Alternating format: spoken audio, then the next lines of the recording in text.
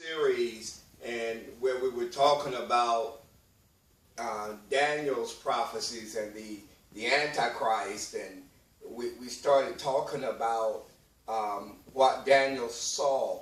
And we want to get into this end time prophecy because I believe it's truly relevant. I believe that a lot of us as Christians have kind of lulled into a state of complacency. You know, I remember hearing somebody say one time about, they've been preaching this for so long. And I think after a while what goes on is when you go so long, you don't see a sense of urgency anymore. And I think we are getting caught up into everyday life so much rather than living to live again. It's like we're just living to live forever down here. It's like that the Lord might come, but it's like it's in such a far distant time.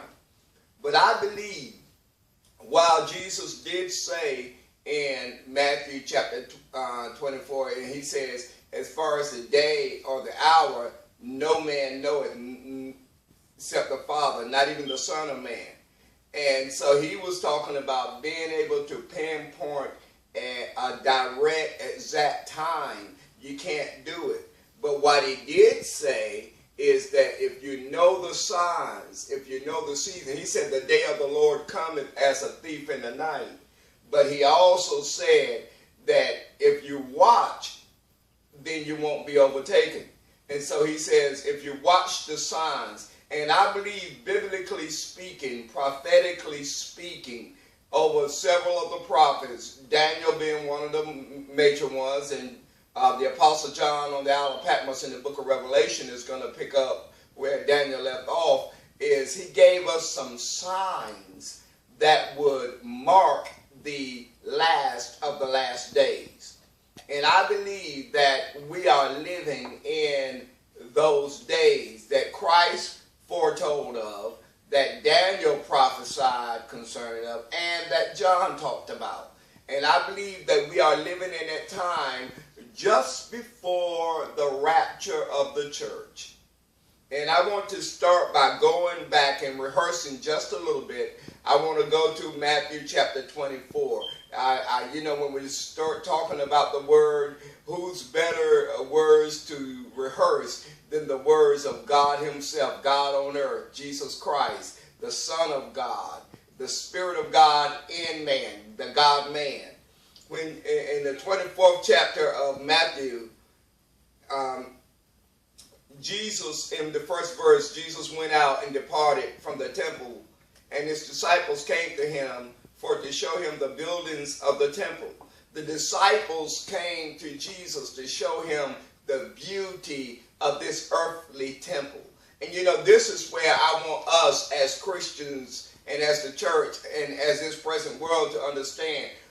We are sometimes so amazed at the technology and at the beauty of this world and how far we have come. It is amazing that right now I'm sitting here in my living room and I'm teaching and I'm talking, and we have people scattered all over the state and even some from out of state that tunes in and hear me at the very moment I'm talking.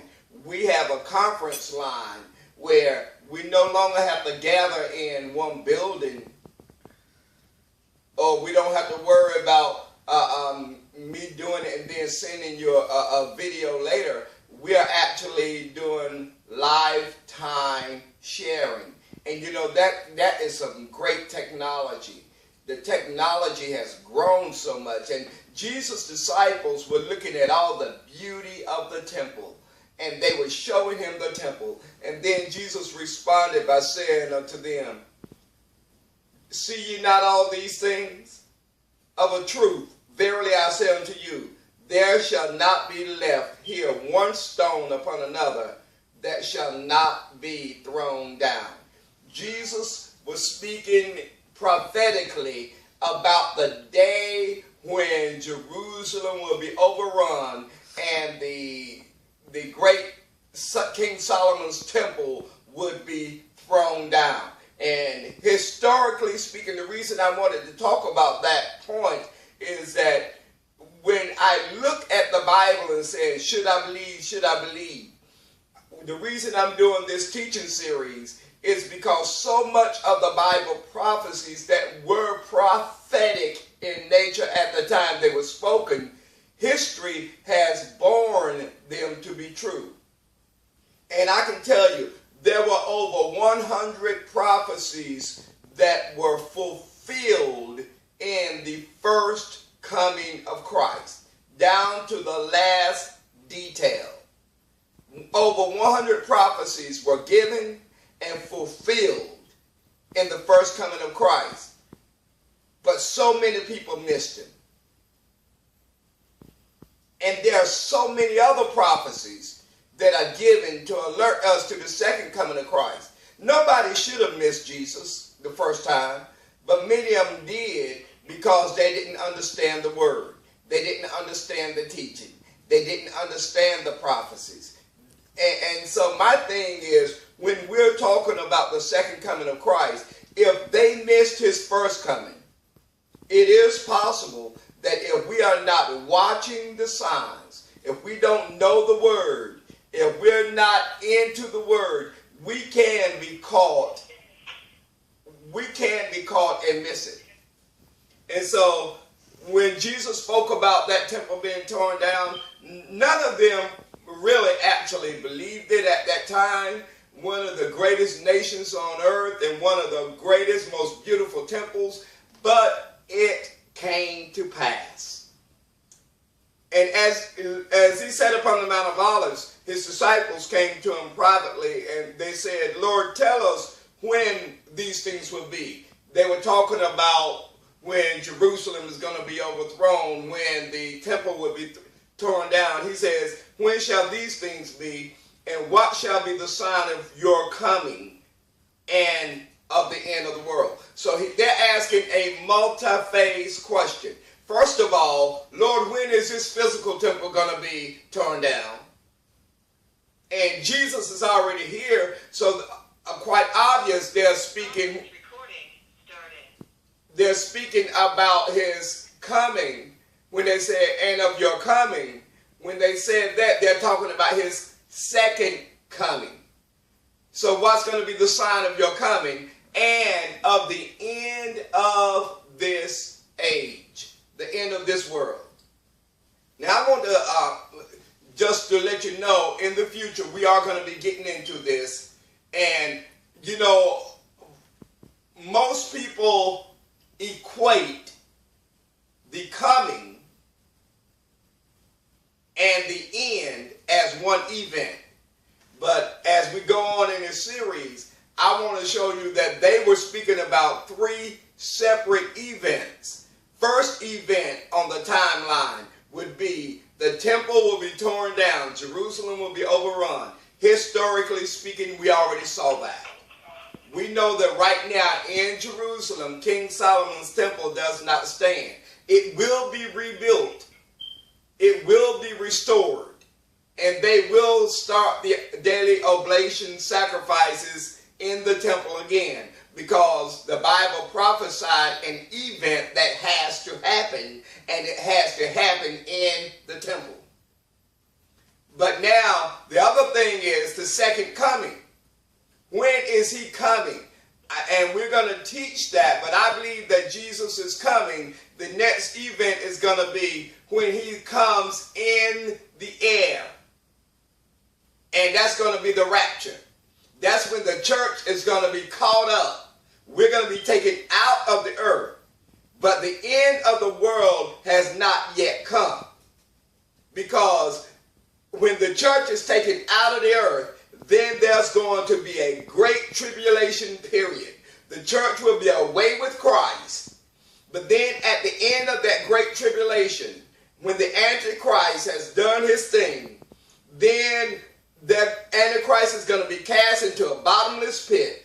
Jesus is going to come back, and this time he's going to touch his feet down on the Mount of Olives, and he will sit on King David's throne in Jerusalem, and he, along with the nation of Israel and along with the church, because when he comes back this time, we come with him. So his second coming is going to be in two phases. The first phase is when he's coming in the clouds and he's going to receive the church in the air. We're going to be caught out of the earth. Then at the end of the Great Tribulation, he's going to come all the way back to the earth, and he's going to cast down dominions and thrones, and he's going to set up, and we're going to have what is known as the millennial reign of Christ. He's going to rule along with us for 1,000 years, and there will be no war, there will be no famine, there will be no disease. He said the lion will lay down with the lambs, the bears will be gentle, and the wolves will be tame for 1,000 years. And so they said, what are going to be the signs of this? And Jesus said, listen, take heed that no man deceive you. For many shall come in my name, saying, I am Christ, and shall deceive many. Not necessarily saying, I am Jesus Christ. What they're saying is, many shall come saying they are Christ, but many shall come saying, I come in the name of Christ. He has sent me. I come as an ambassador of Christ, and shall deceive many. Many shall come saying, I'm coming under the authority of God, but their message is heresy. Their teachings are doctrines of devils. And he said, be careful and understand so that you won't be deceived. He says, and ye shall hear of wars and rumors of wars. I don't even need to elaborate on that, because even in this day now, the wars have taken on another level. But he says, but see that you do not be troubled, because all of these things must come to pass, but the end is not yet. I remember one day when the Lord began to deal with me about that, and I was looking and I said, oh God, all this going on. And I heard the Holy Spirit says, get happy, rejoice. He says, because without all this, then I can't come back. This is a sign that these things must come to pass, but the end is not yet. He said, for nation shall rise against nation, and kingdom against kingdom. And I was thinking a nation and a kingdom, I'm saying all the same thing, but then he began to show me nation, talking about these physical nations, the United States against Russia, against Germany, against all the other places. But then he showed me something else. He said, and kingdom shall rise against kingdom. The kingdom of light against the kingdom of darkness. When you look at what's going on now with ISIS and the radical Islamists, the Muslims that are making war against Christians, the suicide bombs and all that, that is kingdom against kingdom. The kingdom of darkness against the kingdom of light. Hallelujah.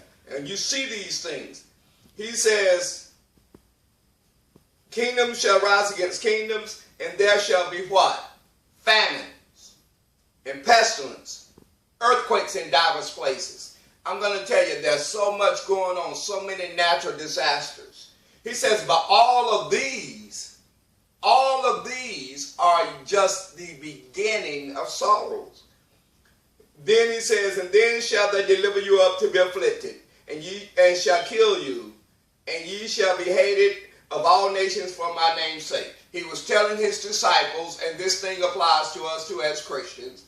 He says, when you see all this, they're going to deliver you up to be afflicted, they're going to hate you, and they're going to kill you. And if historically speaking, he was speaking prophetically, but if you go down through history, you could see how all of the disciples, save one, that was John, on the Isle of Patmos, all of them were martyred. All of them were killed. John, when they attempted to kill him, he didn't die, so they banished him to the Isle of Patmos. Why? Because God had another work for John to finish. So John died of old age on the Isle of Patmos. So when Jesus said they shall kill you, it was prophetic, but history speaks that his words were true. He said, many false prophets shall rise and shall deceive many. You know, sometimes I just turn on the television, I turn on the radio, and I just listen to some of the stuff that's going out, and it sounds so good. But God gave me a point one day that he said, you know, when I began to look at the distance from he said, Satan don't want to just, he knows if he come with a blatant lie, it won't work. But he says Satan, sometimes all he wants to do is just get you to miss the mark. And I understood a hypothesis, and I learned this in geometry, and that was about the distance from the earth to the moon is so great that if I was sitting directly across from you and I had a gun and I aimed it directly at your heart, and if I shifted it 1 degree to the left or right, and I pulled the trigger, if you were sitting only 3 feet away from me, I would still hit your heart, because that 1 degree is not much enough to make a difference. But if I were to aim a rocket ship, and the trajectory of it will be such that if it was launched, and by the time it reached the point, it would land on the smack dab in the middle of the moon. But if at the point of launch, if I shifted that trajectory just 1 degree, because the earth is so far from the moon, by the time that rocket ship reached that moon, it would not hit the center of the moon, but it would rather miss the moon by 600,000 miles. I said, wow. So he said, son, what you have to understand is Satan don't have to get you to miss all of it. He just have to get you off on some key points so that you'll miss the mark. So now's the time that we need to get in the Word. We need to study the Word. We need to know what the Word says, because we don't need to be caught wanting. Because Daniel said, they that be wise, they that do know their God shall do exploits, and they that be wise shall instruct many. And so now he's talking, he says, and because iniquity or the practice of sin shall abound, the love of many shall wax cold. But he that shall endure unto the end, the same shall be saved. And this gospel of the kingdom shall be preached in all the world for a witness unto all nations, and then shall the end come. One time I was looking and I said, oh my God, the gospel is being preached everywhere. But then I realized something. A lot of this stuff that's being preached is not this gospel of the kingdom. They're preaching prosperity, how to get rich. They're preaching, give me $1,000 and God will give you a mansion. They're not preaching the gospel of the kingdom, which is the second coming of Christ, which is the death, burial, resurrection of Christ, the coming of Christ, and the setting up of his new kingdom. They're not teaching that Christ is coming back and what we have is temporary and we need to be ready for the second coming. They're teaching so many other things. They're teaching how to have a good life down here, how to live a better life, how to be more prosperous, how to be more healthy, how to do this, how to do that. But he said this gospel of the kingdom, not any other gospel. All that is good news. How to have a good life, how to have a good marriage, how to do this is good news. But the good news that he was talking about is that Jesus went to the Father to prepare a place for us, and he's coming again, and he's going to set his kingdom up on the earth, and we shall reign with him. This gospel has not been preached throughout all the world yet, but it is going fast. He says, and then he says, this gospel shall be preached in all the world for witness to all nations, and then shall the end come. He said, when you therefore shall see the abomination, and I wanted to get to this verse because I need to transition from this verse to Daniel. When ye therefore shall see the abomination of desolation spoken of by Daniel the prophet, stand in the holy place. Whoso readeth, let him understand. I'm going to stop right there on that part, And now I want to just go on, and I want to begin to get into, Jesus referred back to a prophecy that was given by Daniel. Now, can I tell you, Daniel wrote a prophecy that he himself did not even understand. Daniel saw some things that he did not understand, and he prayed to God for the understanding. And God gave him enough of the interpretation so that the readers later would be able to glean from it. But Daniel wrote about a time that he could not understand because it was a time that had not come. And he had no way of understanding the relevance. If somebody from the 1920s were going to describe the year 2017, and if they saw it in a vision, some of the stuff they see, they wouldn't even know how to describe it. They wouldn't even understand. They wouldn't understand it. You know, think about this. We walk to a food line, and when we come up to the doors, they're automatic. And because of a laser sensor, they automatically open. Can you imagine if somebody from the 1920s were to somehow be transported to our day and time, and we took them to the store and that door opened automatically? They would think you're one of the Merlin magicians.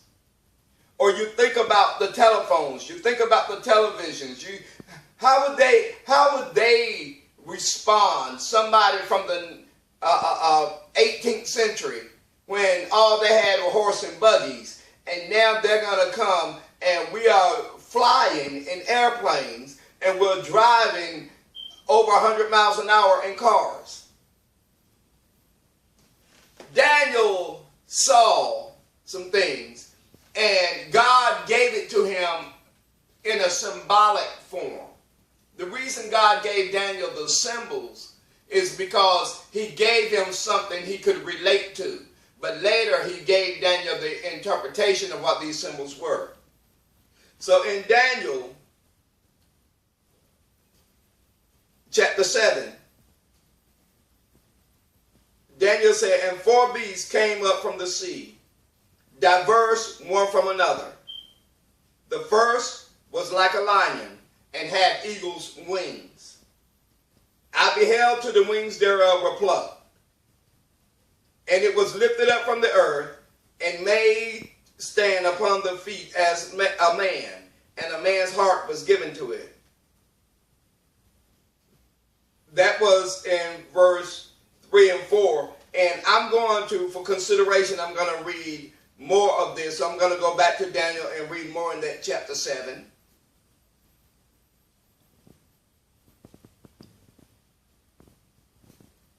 And so he says, in verse 5, he says, "And I beheld another beast.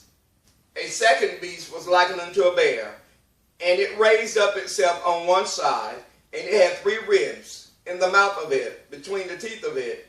And they said unto it, Arise, devour much flesh. And I beheld, and lo, another, like a leopard, which had upon the back of it 4 wings of a fowl. And this beast, the beast had also 4 heads, and dominion was given to it. And I saw in the night visions." Daniel now is seeing something that he don't even recognize. "I saw in the night visions, and behold, a 4th beast, dreadful and terrible, and exceedingly strong. And it had great iron teeth. It devoured and brake in pieces, and stamped the residue with the feet of it. And it was diverse or different from all the beasts that were before it. And it had 10 horns." I want to stop right there for just a little bit. And I want to go on and talk just a little bit more about what Daniel's saying. When the interpretation came, when Daniel was questioning the angel as to what were these things that he saw, and God gave him the meaning or the interpretation. And so if you looked at Daniel chapter 7 and you go down to the 17th verse, it says, "These great beasts, which are 4, are four kings, which shall rise out of the earth. He just told them, the beasts that you saw are four kings and kingdoms that shall rise out of the earth, or the nations of people, the people. He said, but the saints of the Most High shall take the kingdom and possess the kingdom forever, even forever and ever. He says, then Daniel said, okay, you told me what the beasts represent, four kings.